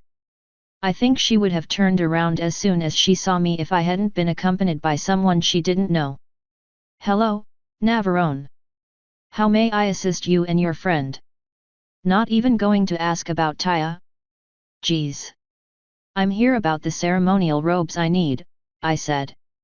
I'm just showing Crystal around the town. Oh yes, your robes. They're hanging up in the back room. Normally I'd trust that anything I made would fit you just fine, but I'd rather not take a chance with clothing for a wedding. You are welcome to try them on back there, I know of your modesty problems. Thank you for being so understanding, I sarcastically answered. I'll be right back. I walked back to her creation room and found the robes hanging off a rack. I could hear Rarity talking to Chrysalis as I changed into the robes. Since I didn't feel like taking anything off, changing was easy, I just threw the robe on over everything else. Problem solved. I suppose I should probably describe the damn thing, since it was an important ceremonial garb or whatever. The cloth was dark blue, the color of Luna's coat. It came with a necklace of sapphire in the shape of her signature crescent moon. The same image adorned the belt that I cinched tight around me. On one of the shoulders was my personal handprint heraldic image. Personally, I would have preferred having my armor, but the robe wasn't too bad. And as usual, it fit perfectly. I practiced walking around the room in it for a minute before pulling it off and hanging it back up. I grabbed the hanger and gently draped the robe over my shoulder before walking back into the main room. Chrysalis and Rarity were casually discussing dresses while Taya looked bored out of her mind. Fits just fine, Marshmallow, I said when there was a break in their conversation. Just as good as your usual work. I'm sure Bonbon and Lyra will love it. I certainly hope so, she answered. Though I don't know why Aniponi would find such a dreary color suitable for a wedding. They're supposed to be bright and happy, not dark and dreary. Where I come from, the night and its colors are associated with the sensual and private parts of love. It seems fitting to conduct a wedding ceremony dressed in dark blue. For you, maybe, she said with a haughty sniff. But then, every pony knows your habits. Maybe after this wedding, Princess Luna will modernize her marriage ceremony. I quite like it, Chrysalis said. It is short and simple, something for a couple that wants to be wed without a big and pompous ceremony. It is a relic of a more pragmatic time, when ponies believed in doing things quickly because life could be so much shorter. Perhaps some relics should be left in the past where they belong, Rarity commented. Are you here for the wedding, too? Do you need a new dress, perhaps? Chrysalis shook her head. I don't need anything, thank you. Besides, I wouldn't want to miss any more of the tour. Rarity sighed and nodded. Very well. Make sure you show her Sugar Cube Corner in the library, Nav. This town doesn't have many landmarks, so you might as well show her the best ones we have. I will.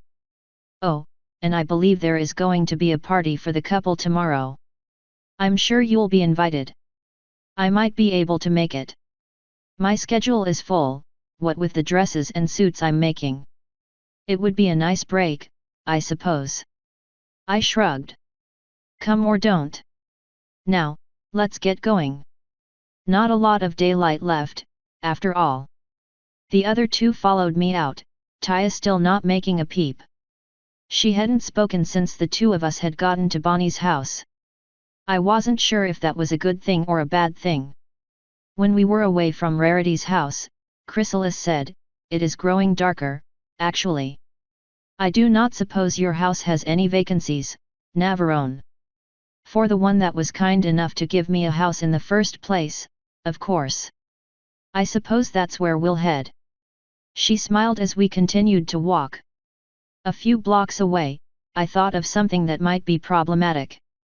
I do happen to have a griffin princess in my house as well, though. She's fine with Doppel, but I don't know if that would go for you as well. You really do get around, don't you? Are you courting her, or did her father just decide that your home would be a nice vacation spot? He thinks that I'm courting her. She just wanted to get away from home for a little while. Well, there is officially peace between the Griffins and the Changelings for the first time in centuries, so I believe I will have no problems from her. And if I do, I will be able to handle them. I will leave after the party tomorrow and return for the wedding, though I believe less subterfuge will be required at that point. Hey, if you don't want to risk it, just stay as a pony. Or turn into something else. One of the benefits of being a changeling, I suppose. I don't think you would enjoy sharing a bed with a stallion, Navarone. Wouldn't be the first time, I answered with a shrug. Her eyes widened at that, and I think if she currently had wings, they would have shot out. It was less by choice and more by necessity. I have to say that he kept me warm, but not in a way that I enjoyed. I had an idea of what she was planning, and I can't say that I liked that idea. But I wasn't about to bring anything like that up in front of Taya, so I held my peace for the moment. Thankfully, silence reigned as we continued trudging toward my home. I don't know why I was really thankful of that, but it seemed nice at the time. When we finally did get back, we found that Spike had already left and a somewhat singed-looking Doppel was dusting something in the front room as we walked in. When she heard us enter and presumably smelled Chrysalis, she jerked toward us and bowed lower than normal. "My queen." Chrysalis turned back to her normal freaky bug shape with a nod to Doppel. "Hello, Doppel. Rise." Doppel pulled out of her bow, not meeting her mistress in the eyes. Not for the first time, I wondered what all had gone on between the two of them. But I knew that some questions didn't need to be asked. "I trust everything is going well with your arrangement?" Chrysalis asked her.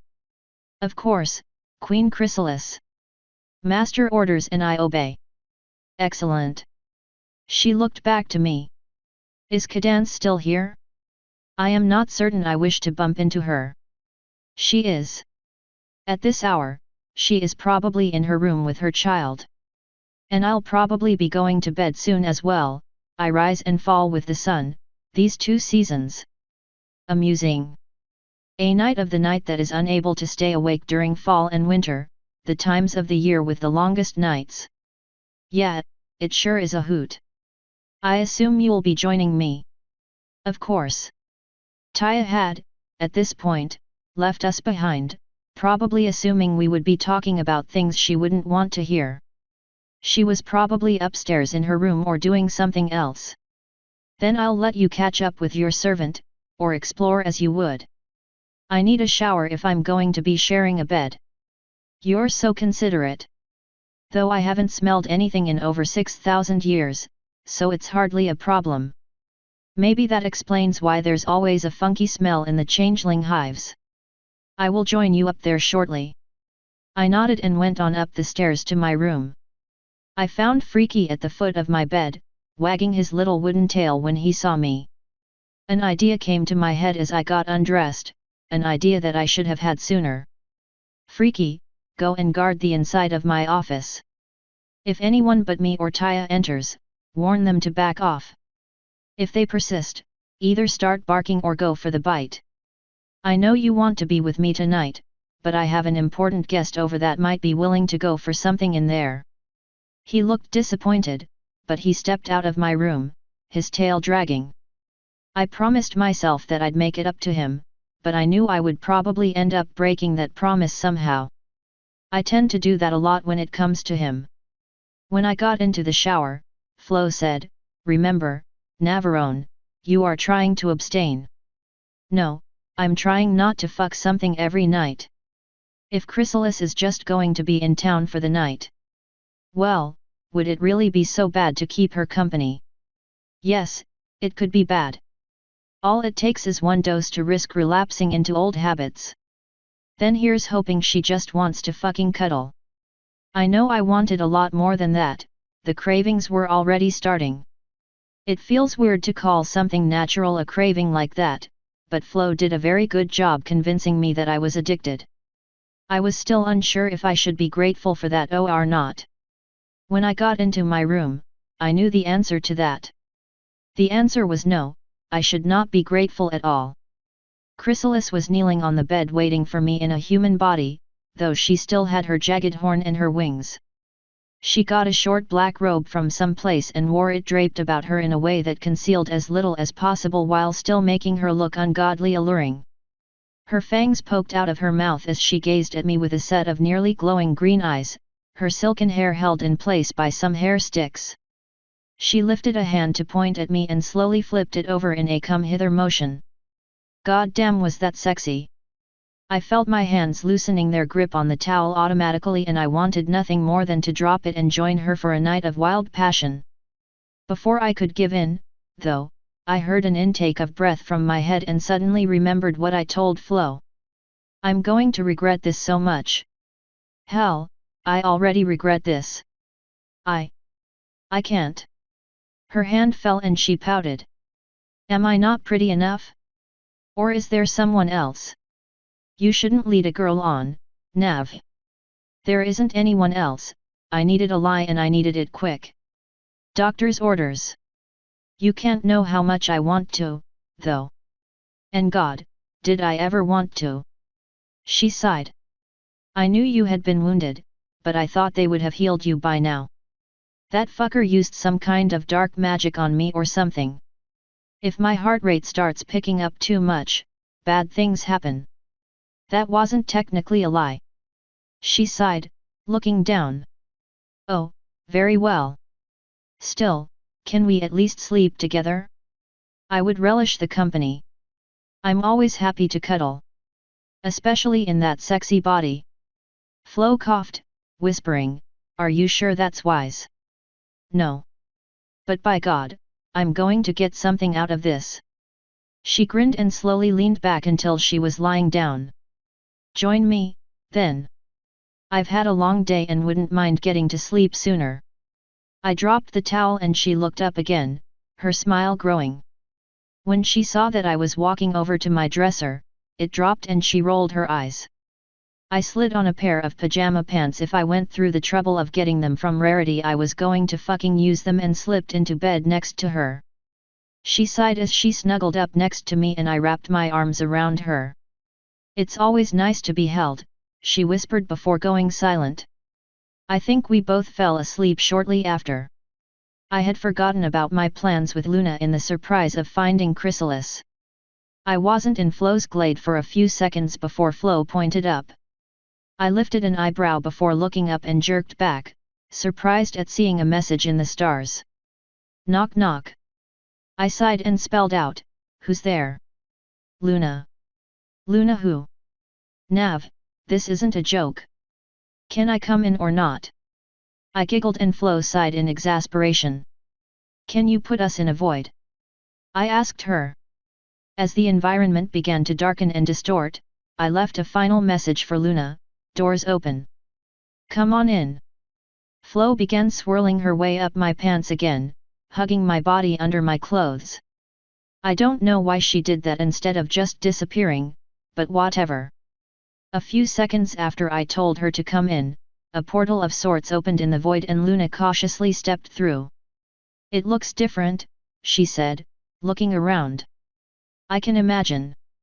So how do we begin? First, I want to know why you were asking about a wedding. I thought I explained it in the letter. A few friends of mine want to get married. They asked me to do the ceremony. Because of that, I needed to know the rituals I'm supposed to use. I see, she sounded almost disappointed. I don't suppose there is any way that I could be allowed to observe? I don't wish to get involved, I just want to see the first wedding performed during the night in centuries. You'll probably get your chance. This wedding won't be traditional. Her eyes narrowed slightly. What do you mean by that? You'll probably find out tomorrow or in a few days. It's not my secret to give. If you are planning to do something that ruins the first wedding in my name since I returned, I will be sorely upset. Then I guess you won't be that upset. That's enough about the wedding, I believe. Now, how do we begin this dream business? Very well. Before we begin, I need to know what you're planning on using these powers for. Probably nothing. But if I get really bored, I might go exploring around, see what some people are dreaming about. Maybe become a superhero in some kid's dream by beating up a nightmare. Have some fun, you know. Well, there are worse reasons to learn. Now, the first lesson I need to teach you is escaping the confines of a personal dream, like this. Shouldn't be too hard. On the contrary. That is the hardest step, Nav. Once you learn to escape from the dream, we'll have to see if you have access to any other dreams. If you can, the rest is easy. If not, I'll have to introduce you to one or two. We should be able to finish the beginning stage in a night or two. Beginner? What else is there to learn after I find out how to get in? Well, as my knight, you can help me police dreams, keeping nightmares to a minimum. If you are going to be sleeping anyway, there's no reason not to. And if I'm taking time to teach you this anyway, well, you can repay me by spending some time fighting the nightmares of my subjects. Fighting nightmares? I was joking when I said that. How the hell would you even go about that? I'll show you. And you may have been joking, but it's a novel idea. With the work I have to do, I have little time to police dreams anymore. I can only get to a few a night, and there are more nightmares than that out there. What about the dream machine? Doesn't that thing handle it for you? It does keep most of My Little Pony's dreams happy, but there are always outliers. I take it upon myself to spend as much time as I can to fix the nightmares I find, but there are always nightmares to fight. With your help, perhaps we can attend to more. Though traversing through the dreams of others is difficult at times. Especially nightmares. It will take some practice to get the hang of it, though. Well shit. Let's get started, I guess. No promises about helping with the whole nightmare thing, but I reckon I can give it a shot. Excellent. Now, here's the first step. I don't feel like recording all the effort I had to put into escaping the confines of a dream. I can readily say that without Flo's help, I probably would have given up. As it was, it took me probably 2 hours to do. When I did break free, I found myself in yet another kind of void, though this one was not without colors. Specks of color flooded the area around me, coming in all shapes and sizes. From what I could tell of the ones closest to me, they were smoky vortexes, constantly shifting as though something was trying to find a way out. A few of them flickered away as I watched and were replaced with others. After a few seconds of looking about me in wonder, Luna appeared. This is what I call the anteroom of Dreamland proper. Each of those specks is a dream. The color describes what kind of dream it is. Black is a nightmare. Red is a sensual dream. White is a typical dream. Yellow is a happy dream. There are several other colors and shades, but those are the primary ones. Sizes represent the intensity of the dream. Larger dreams are being felt more intensely by the dreamer, while smaller dreams represent dreamers on the verge of waking up. I still don't know what the shapes represent, even after all those years of trying to figure it out. The soul, perhaps. I mused as I tried discerning between dream bubbles around me. Most of them were larger than I was and they all seemed far away, so I was wondering what I was supposed to do. Perhaps. How do you identify a dreamer? Luna looked around the void before spotting a particular bubble. She pointed out the white bubble and said, "Look at that and tell me what you feel." I did so and concentrated. After a moment, I felt it. Twilight? I asked. Correct. I don't know quite how it works yet, but if you are looking at a dream that belongs to a dreamer you know, you'll be able to tell who the dream is. And if you think of a pony, you'll be able to find their dream relatively easily. I thought of Taya and turned my head, looking to find anything. After a few seconds of searching, my eyes stopped on a green speck. Green? I asked, taking a half step toward it. That half step turned into a vault and I suddenly appeared right next to the speck, giving me some extreme vertigo. I lifted my hand to my head, rubbing at it to get my mind working right. Luna wasted no time appearing next to me. "Moving around takes some getting used to," she said, patting me on the shoulder.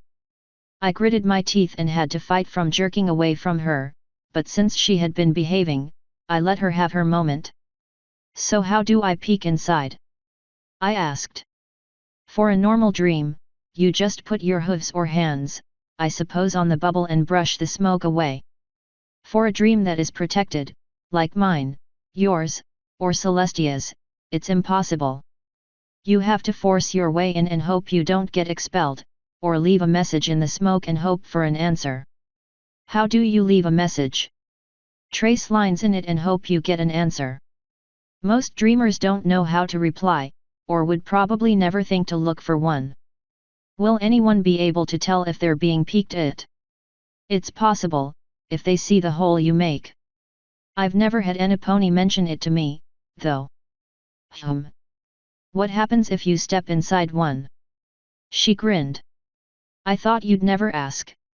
We'll start easy, with a happy dream."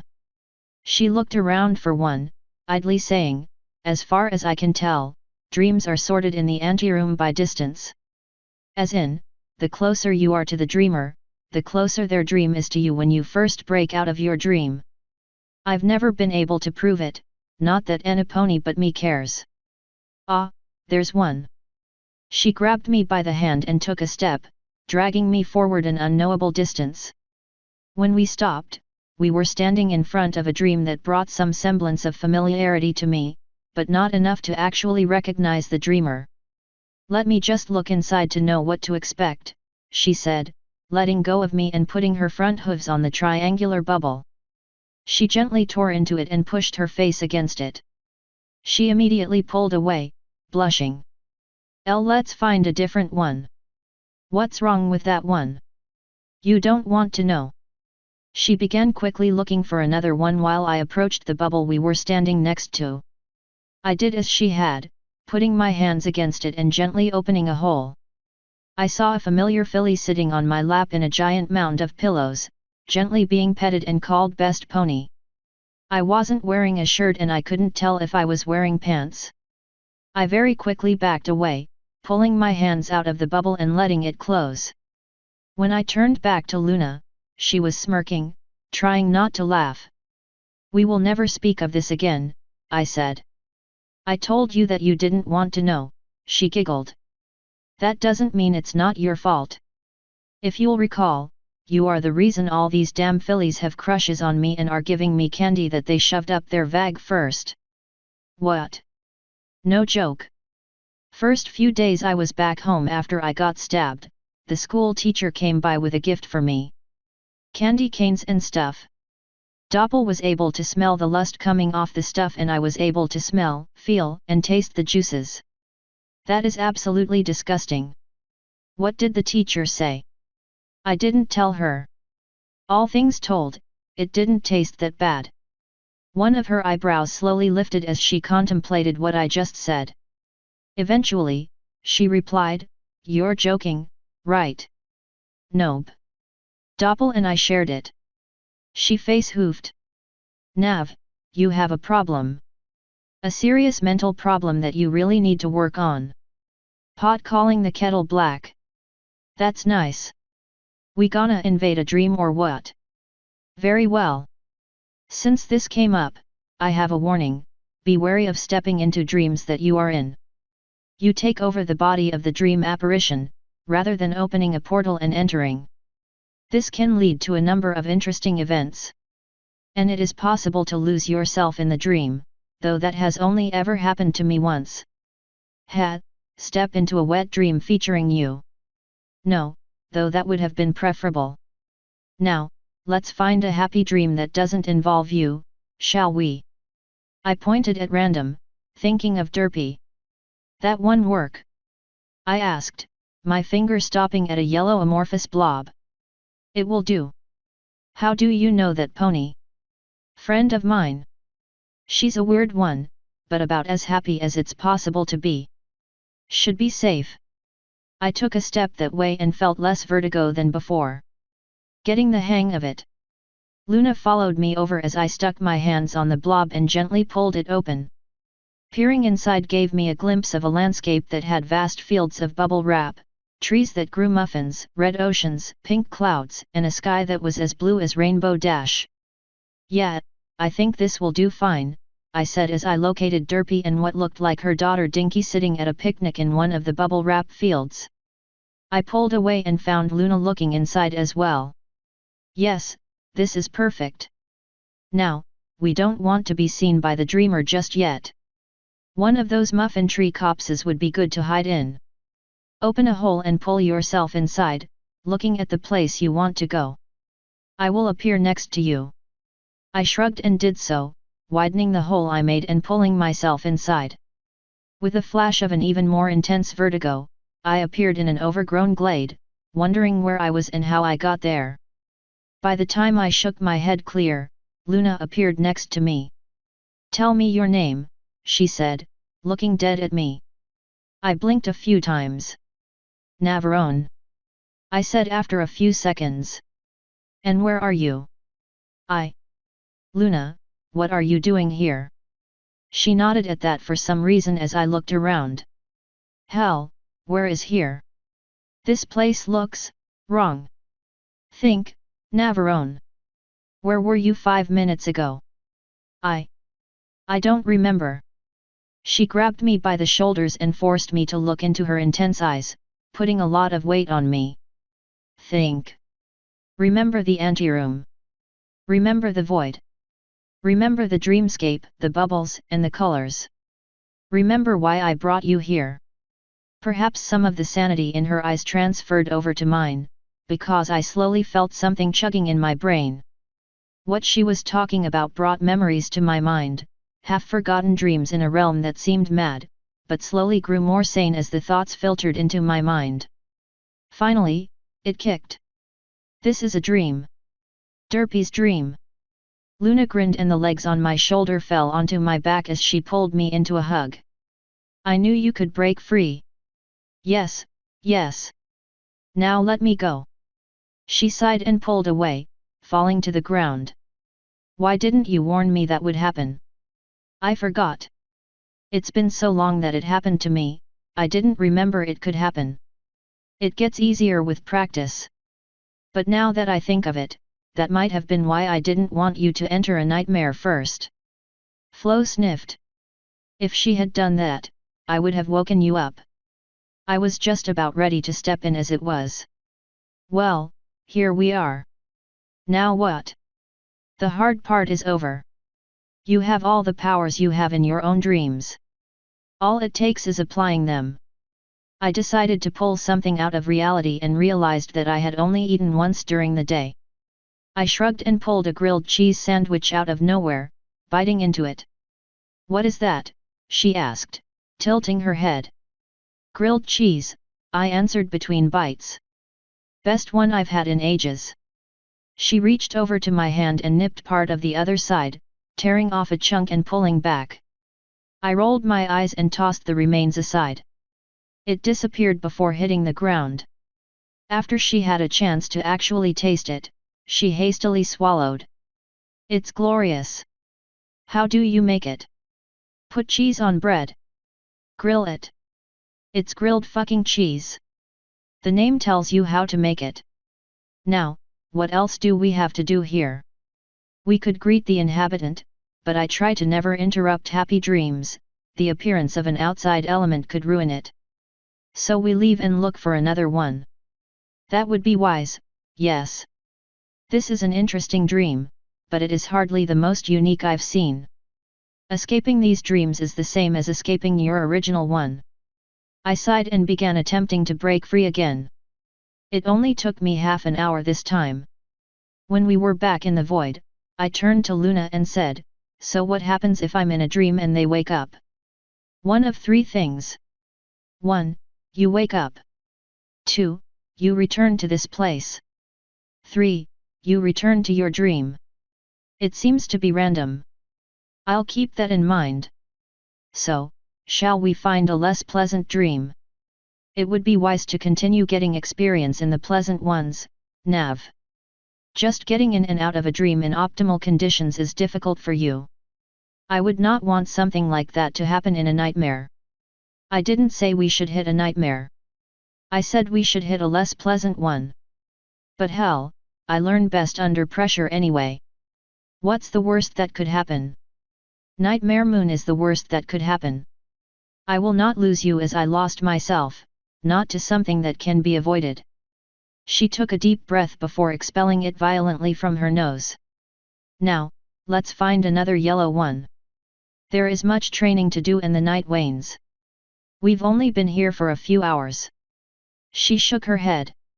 Yes, but I am a princess and I have duties. I would love to stay here all night, but I can't. We have time enough for one more dream before I have to return to running the country. And you will probably need some normal sleep. I shrugged. Whatever. She cast her gaze around us and located another dream at random. There. That dream is happy. She grabbed my hand again and pulled me toward it. She peeked inside and nodded. This will do. I'll go inside first. Try to find me. Before I could answer, she slipped inside, giving me an interesting view of her flank. Don't even think about it, Flo warned, a sharp tone in her voice. I'm not a fool. I ripped a hole into the dream and looked around inside. What I saw was enough to make me lift my eyebrows. I peered down onto a vast ocean, a large boat slowly trekking across the sea. As I looked down onto the ship and its crew, I found that I recognized a number of kids from Ponyville. It looked like Pip was the captain of the ship and Luna stood beside him, dressed in some modest and demure gown. I reached up to my neck and loudly popped it before tearing the hole open farther and throwing myself inside, landing on Luna's back. Before I could lose myself, Flo whispered, "Wake up," into my mind. I blinked and the fog of confusion that was crawling into my mind receding, lucidity returning perfectly. "Easy enough," I said, patting Luna on the neck. She looked back at me, smirking. Was it? I had time to look confused before a flying weight threw me off her back and landed on top of me. I looked into the face of Pipsqueak as he grew into a much larger stallion. "Stay away from my mare." I tilted my head and grabbed him by the throat, instantly on my feet with him dangling in front of me. "You can keep her," I said, dropping Pipsqueak onto the ground. "But if you attack me again, you'll find out why it's a bad idea to attack knights." He narrowed his eyes, but didn't comment, preferring instead to walk over to his mare. I zoned out whatever stupid conversation he was attempting to have as I looked over the ship. "There's no way this thing is seaworthy." "It's a dream," Flo said. "Don't question the logic." "Meh. I see nothing to be gained here. Shall we?" Flo sighed. "You really need to be more careful when you're talking to me. Especially around Luna. But yes, I think leaving might be a good idea." I teleported over to the front of the ship, staring into the waters as I did my best to escape. This time, I was able to get out in merely 10 minutes. Luna joined me outside the dream soon after. "You're getting better. I'm surprised you were able to get your consciousness back that quickly." I just shrugged. "So that's it for tonight?" She nodded. "That's it for tonight. I will visit you again tomorrow and we'll continue." Returning to your own dream is as simple as escaping from this realm. Just do as you would do for a dream and you'll be back where you belong. Then I will see you tomorrow, Luna. She nodded. Goodbye, then. She waited for a response, but I was already trying to get back and wasn't going to be bothered delivering one. She just sighed and left. Soon enough, I was back in my own dream. Flo seeped out of my pants and pulled around my legs before regaining some form behind me and hugging me. This will be an interesting skill to know, she commented, slowly pulling me back to lie on top of her. And it will be useful for communication when you leave.